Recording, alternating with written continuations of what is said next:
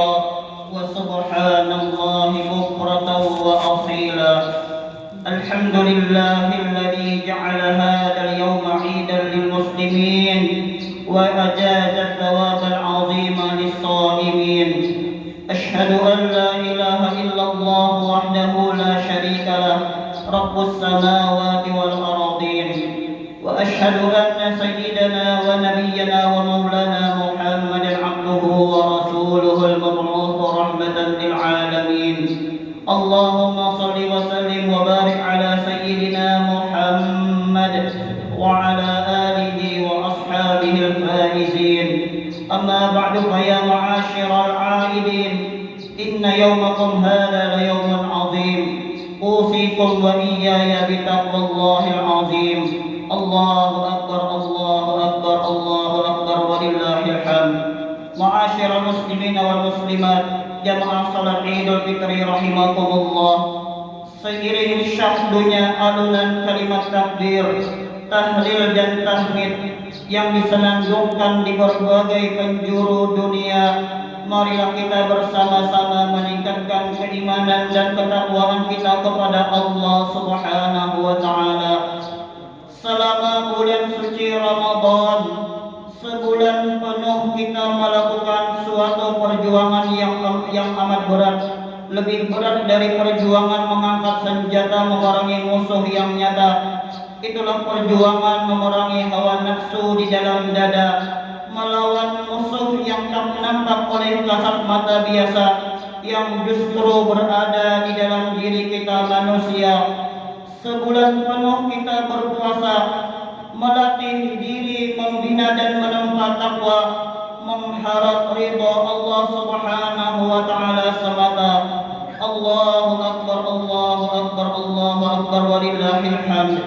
Jemaah salat Idul Fitri rahimakumullah, sepanjang sejarah manusia tak seorang pun dalam dunia yang tak pernah salah dan luput dari dosa, karena memang menjadi kodrat manusia tempatnya salah dan lupa. Rasulullah sallallahu alaihi wasallam bersabda, "Kullu bani Adam khata'un wa khairul khata'in at-tawwabun." Yang artinya setiap amal Adam pernah melakukan kesalahan dan sebaik-baiknya pelaku kesalahan ialah bertaubat. Sudah menjadi ketentuan Allah Subhanahu wa taala, manusia senantiasa dihadapkan pada dua pilihan, antara kebaikan atau kejahatan, kemaslahatan atau kemaksiatan. Allah Subhanahu wa taala berfirman di dalam Al-Qur'an, "Wa hadainahul najdain," dan kami telah menunjukkan kepada dua jalan. Dalam kondisi di hadapan pada dua pilihan itulah syaitan senantiasa menggoda manusia agar cenderung pada kejahatan, kemaksiatan dan kesesatan, hingga terjerumuslah manusia ke tempat yang paling hina. Sejak semula iblis sudah memproklamirkan diri di hadapan Allah Subhanahu wa taala dengan berkata, "Ya Rabbi wa izzatika la azalu aghwi bani Adam ma damat arwahum fi ajsadihim." Ya Tuhan, demi keperkasaan Engkau, aku akan selalu menyesatkan anak keturunan Adam selama jiwa mereka masih berada di jasad mereka. Akan tetapi Allah memberi jawaban sekaligus memberikan jaminan buat manusia, "Wa izzati wa jalali ya mal'unu la azalu aghfiru lahum mastaghfaru." Demi keperkasaanku dan demi kemuliaanku, hai iblis yang terkutuk, aku selalu mengampuni mereka selama mereka meminta ampun. Allah Ghafurur Rahim, senantiasa membuka pintu ampunannya.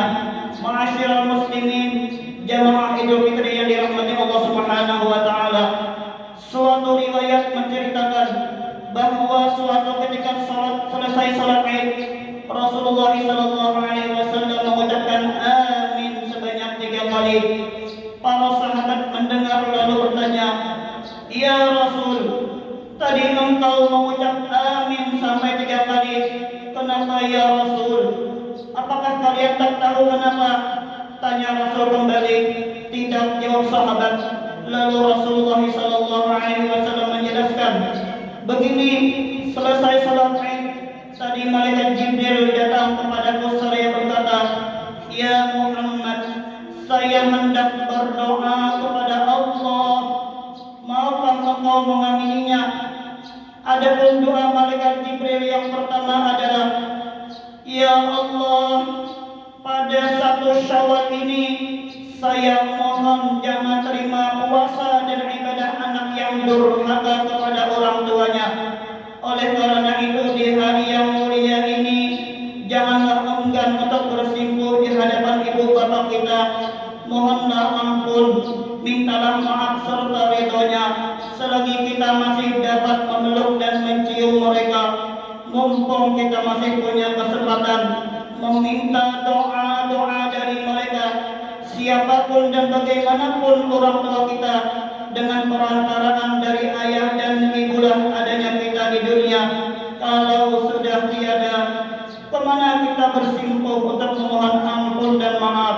Padahal mungkin selama ini kita lebih sering menyakiti hati mereka daripada membahagiakannya, lebih sering berkata kasar yang memukul perasaan mereka daripada berkata lemah lembut yang menyejukkan hatinya, bahkan mungkin sampai melalaikan dan menelantarkan mereka, jauh dari memperhatikannya.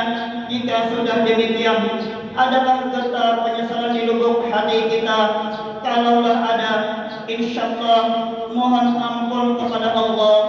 Ziarahilah kubur orang tua, panjatkan doa kepada Allah buat mereka agar mendapatkan rahmah dan maghfirah. Hadiahkanlah bacaan-bacaan yang sekiranya dapat meringankan beban mereka di dalam kubur. Allahu Akbar, Allahu Akbar, Allahu Akbar, walillahil hamd. Jamaah salat Idul Fitri rahimakumullah. Doa malaikat Jibril yang kedua, "Ya Allah, pada hari ini saya mohon kepadamu, jangan terima puasa dan ibadah suami istri yang tidak saling memaafkan. Maka berlapang dadalah para suami pada hari ini untuk menerima permintaan maaf istrinya, dan berendah hatilah para istri untuk bersimpuh memohon ampun dan ridha suaminya." Rasulullah sallallahu alaihi wasallam bersabda, "Ayyuma imra'atin matat wa zawjuha 'anha radin dakhalatil jannah." Bila seorang wanita meninggal dunia sedang suaminya ridha kepadanya, maka wanita itu masuk surga.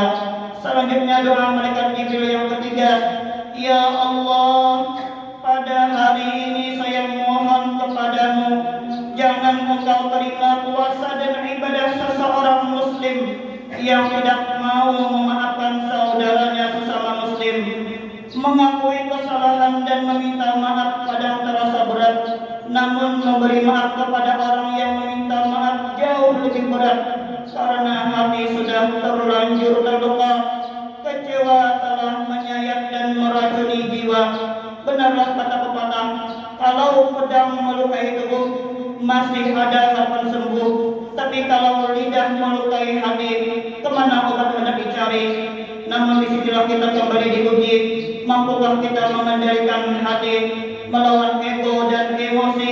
Mampukah kita berkorban perasaan yang insya Allah memiliki arti dan nilai yang tersendiri dari sisi Allah Subhanahu wa Ta'ala? Karena itu, berbesar hatilah, berlapang dadalah untuk saling memaafkan di antara sesama kita, lebih-lebih terhadap saudara atau keluarga kita sendiri. Semoga kita termasuk orang yang pandai meminta maaf dan senang memberi maaf, dan mudah-mudahan kita dipanjangkan umur dan selamat hidup di dunia wal akhirah. Amin Allahumma amin. Alhamdulillah, wassalatu wassalamu ala Rasulillah sayyidina wa nabiyyina wa maulana Muhammad ibn Abdullah wa ala alihi wa ashabihi wa man tabi'a hudah wa wala. Amma ba'du, fa usikum wa nafsi bi taqwallah. وإذا قرئ القرآن فاستمعوا له وأنصتوا لعلكم ترحمون. أعوذ بالله من الشيطان الرجيم. قد أفلح من تزكى وذكر اسم ربه فصلى بل تؤثرون الحياة الدنيا والآخرة خير وأبقى. بارك الله لي ولكم بالقرآن العظيم ونفعني وإياكم بما فيه من الآيات وذكر الحكيم. الحكيم وتقبل مني ومنكم تلاوته إنه هو السميع العليم.